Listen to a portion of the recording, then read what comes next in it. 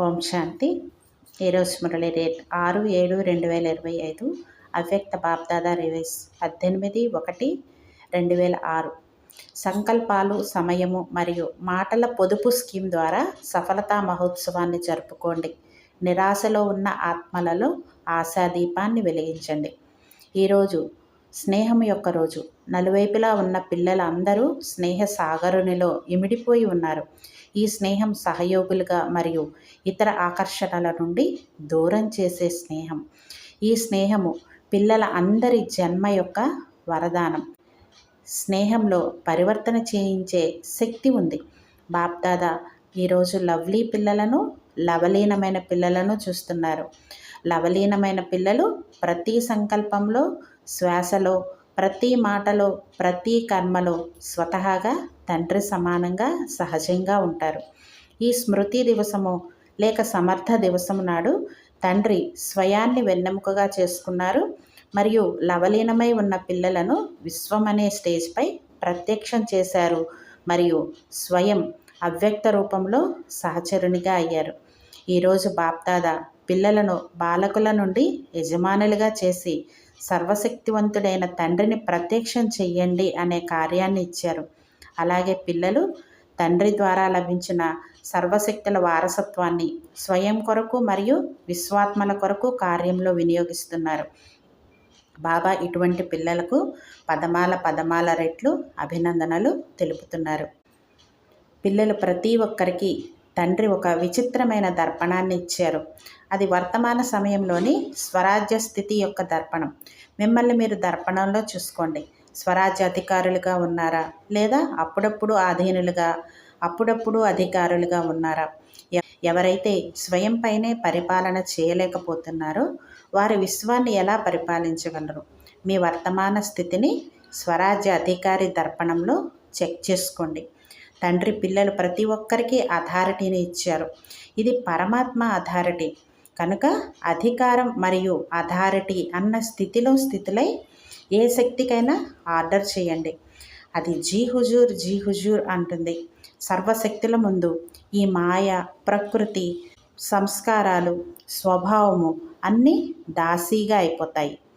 BapDada majority పిల్లల్లో లీకేజ్ని చూశారు.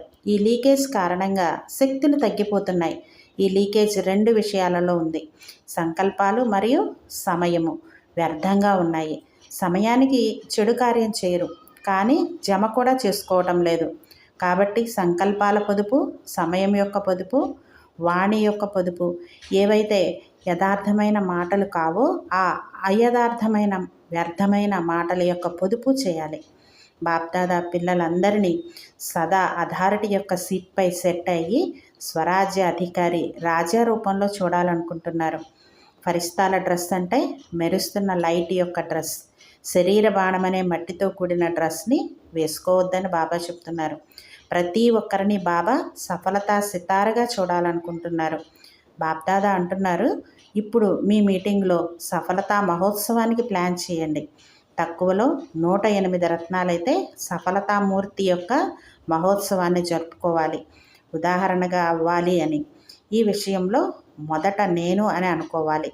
బాప్దాదా ఇంకా వేరే పని కూడా ఇస్తున్నారు. బాప్దాదా ఒక విచిత్రమైన దీపావళిని జరపాలనుకుంటున్నారు.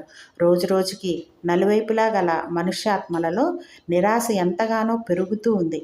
కాబట్టి మనసా సేవ ద్వారా కానీ, వాచా ద్వారా కానీ, సంబంధ సంపర్కంలో ఉన్నవారి సేవ కానీ నిరాశకు లోనై ఉన్న మనుషులలో ఆశా దీపాలను వెలిగించాలని బాప్దాదా కోరుకుంటున్నారు. ఈ ఆశా దీపాల దీపావళిని బాప్దాదా చూడాలనుకుంటున్నారు. మీరు మాస్టర్ సర్వశక్తివంతులు కనుక రాజాగా అవ్వండి, సఫలతామూర్తులుగా అవ్వండి. నిరాశను సమాప్తం చేసి ఆశా దీపాలను వెలిగించండి. ఇప్పుడు లక్ష్యం పెట్టుకోండి. నడుస్తూ తిరుగుతూ మనసా ద్వారానైనా, వాచా ద్వారానైనా, కర్మణ ద్వారానైనా సేవ లేకుండా ఉండకూడదు మరియు స్మృతి లేకుండా కూడా ఉండకూడదు. స్మృతి మరియు సేవ ఎల్లప్పుడూ కలిసే ఉంటాయి. స్మృతిలో, సేవలో కూడా స్వయాన్ని ఉంచుకోండి. ఖాళీగా ఉన్నట్లయితే మాయకు వచ్చేందుకు అవకాశం ఉంటుంది. ఎంత తక్కువగా ఉండండి అంటే మాయకు వచ్చేందుకు దూరం నుండే ధైర్యం చాలకూడదు. అప్పుడు తండ్రి సమానంగా అవ్వాలి అనే లక్ష్యమును ఏదైతే పెట్టుకున్నారో అది సహజమైపోతుంది. శ్రమ చేయాల్సిన అవసరం ఉండదు. స్నేహి స్వరూపులుగా ఉంటారు.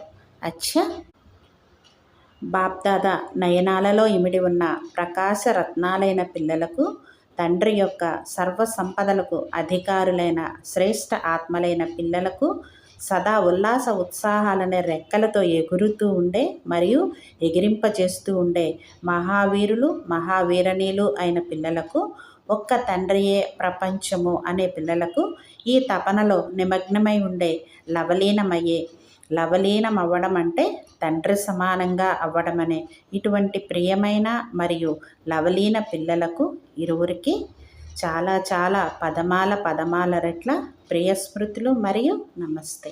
హమ్ రుహానీ బచ్చోంకి రుహానీ బాప్దాదాకు యాద్ ప్యార్ గుడ్ మార్నింగ్ ఔర్ నమస్తే. వరదానం: తమ ప్రతి కర్మ లేక విశేషత ద్వారా దాత వైపుకు సూచించే సత్యమైన సేవాధారి భవ. సత్యమైన సేవాధారి ఏ ఆత్మకైనా సహయోగాన్ని ఇస్తారు, కానీ స్వయంలో చిక్కుకునేలా చేయరు. అందరి కనెక్షన్ను తండ్రితో జోడిస్తారు. వారి ప్రతి మాట తండ్రి స్మృతిని ఇప్పించేదిగా ఉంటుంది. వారి ప్రతి కర్మలో తండ్రి కనిపిస్తారు. నా విశేషత కారణంగా వీరు నాకు సహయోగులుగా ఉన్నారు అన్న సంకల్పం కూడా వారికి రాదు. ఒకవేళ మిమ్మల్ని చూశారు, తండ్రిని చూడలేదు అంటే అది సేవ చేసినట్లు కాదు, తండ్రిని మరపింపజేశారు. సత్యమైన సేవాధారి సత్యము వైపుకు అందరి సంబంధాన్ని జోడిస్తారు, స్వయంతో కాదు. స్లోగన్: ఏ రకమైన అర్జీనైనా వేసేందుకు బదులుగా సదా సంతుష్టంగా ఉండండి. అచ్చ, ఓం శాంతి.